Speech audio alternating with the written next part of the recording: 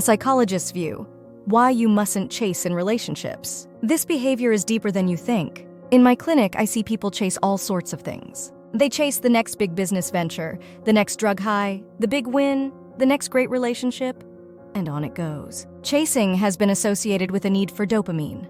But as research has suggested, the more we chase, the more we want.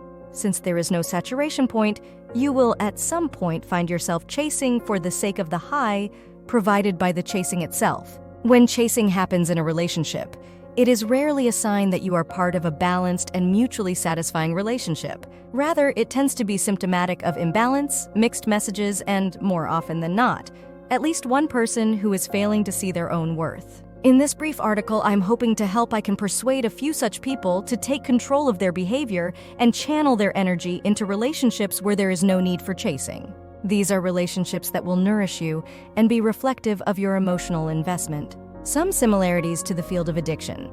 In my clinical area of expertise, gambling addiction, the phenomenon of chasing is ever present and highly destructive. A gambler will enjoy the anticipation and buildup of the gamble session, often more so than the actual gambling as it happens.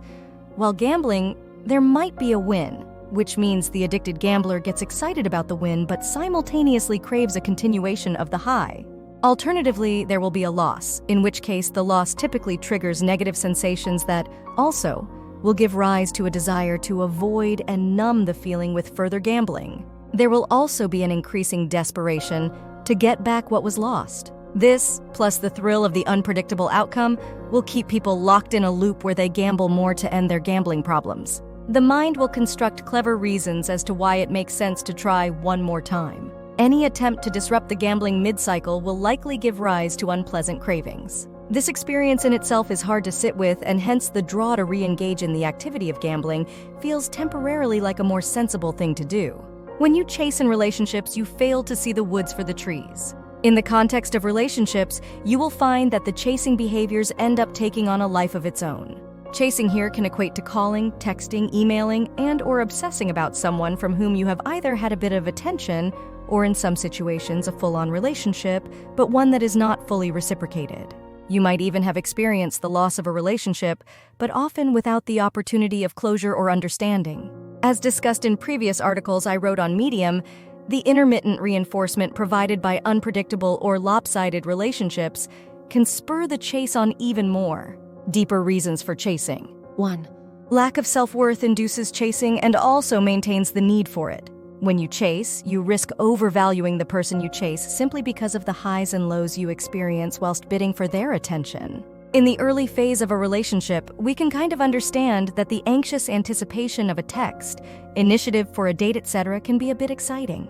It might make you feel like you won the lottery when you hear back, and as if the feeling makes up for all the time spent in the agony of uncertainty. Whilst this process can feel fairly addicting, you want to keep your attention on the following. In the long term, chasing someone will destroy your self-worth. Why? Because you are acting as if you are undeserving of them already from the time you are chasing them for attention. Whether you feel worthy or not right now, you need to act like someone who deserves a person to love you and commit to you in an unaided fashion. Anything else will result in them relating to you as though you are somehow less important than they are, or as someone who will settle for less than they deserve. Don't confuse what you want with what you need. In the hot chase for reciprocation, you will forget that the very basics of a relationship are found in the existence of mutual interest. Without that, you will never be at ease or at peace. Chasing in relationships tends to be associated with a want rather than a need. Nobody really needs a relationship where they are having to chase after the other person. Deeper reasons. 2. The reward dopamine system. Dopamine is a neurotransmitter in our brain implicated in many functions. Whilst it is often referred to as a pleasure chemical, it is so much more than that. Dopamine is involved with several functions including attention, sleep, mood, movement, and the seeking of pleasurable rewards. When released in the brain, we experience a sense of pleasure that causes us to want to seek out more of the behavior that caused it. Unpredictability and anticipation stimulate the dopamine system and make us want to pursue more of the behavior that we think will generate the reward. To make matters even more complicated, we also experience rewards differently depending on whether the reward is expected or not. This is something called prediction error in the clinical literature. To put it simply, we will be more excited and have a greater dopamine release when the reward is unexpected than we will if the reward is anticipated. This can explain why predictability is sometimes rated as boring in relationships, however healthy it actually is for it in the longer term. Further effects of dopamine. Because the release of dopamine feels exhilarating, it can easily create a delusion about what our priorities should be. This is because it contributes to a narrowing of attention towards the very thing that is contributing to its release. See, web scrolling as a perfect example of this. We just keep going, not because we enjoy it or because we don't know other things need to be done, but because it is the easiest way to obtain a little bit more dopamine. The search for another hit of dopamine can make you think preferentially about something that will create a good feeling now. A lot of the good stuff in life requires sustained attention, commitment, and work. The rewards are delayed, and we have to keep this in mind when we prioritize our current efforts, not least in a relationship that we would like to be part of for a long while to come. Liking versus wanting. According to researcher Kent Berridge, there are two systems, the wanting and the liking, and these two systems are complementary. Dopamine is part of the wanting system. It propels you to take action. The liking system makes you feel satisfied and therefore pauses your seeking. But the dopamine wanting system is stronger than the liking system. You tend to seek more than you are satisfied. You can get into a dopamine loop. If your seeking isn't turned off, at least for a little while, then you start to run in an endless loop. Quoted by Susan Weinschenk, PhD, see full reference at the bottom of the page. The addicting trance of chasing in a relationship. Chasing after someone gets you hooked on the act of chasing. If you need to chase, there is an overwhelming likelihood that you have already been exposed to some intermittent reinforcement. When we get rewarded on an unpredictable interval, which triggers dopamine just like in gambling, we experience a sense of further wanting. It is at this point that many people make the mistake of equating what they feel they need with what they actually need.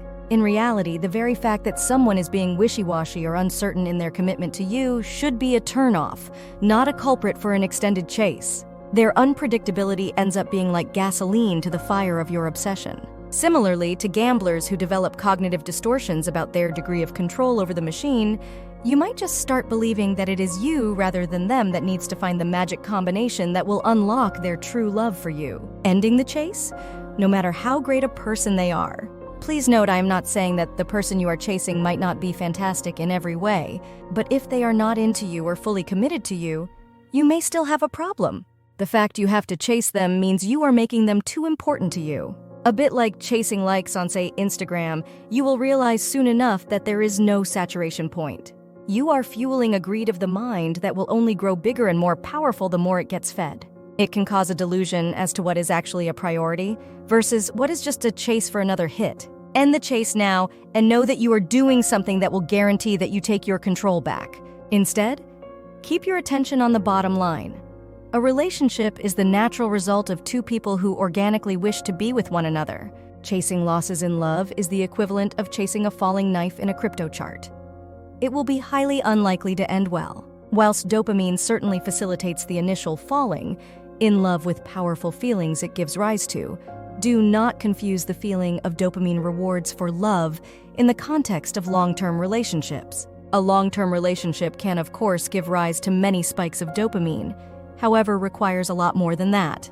More importantly, the kind of situations that give way to peaks in dopamine are tied in with more wholesome interactions and behaviors. Without sounding pompous or trying to dictate to others what love is, I would argue that love is more than a feeling. A long-term relationship requires committed actions, presence, loyalty, and a willingness to show up, even when the rewarding feeling is not there at all. When you think of it in that way, it may be easier to understand why chasing a high is going to create a mudslide towards unhappiness, unfulfillment, and unrequited love. You deserve someone who wants to move towards you freely and happily.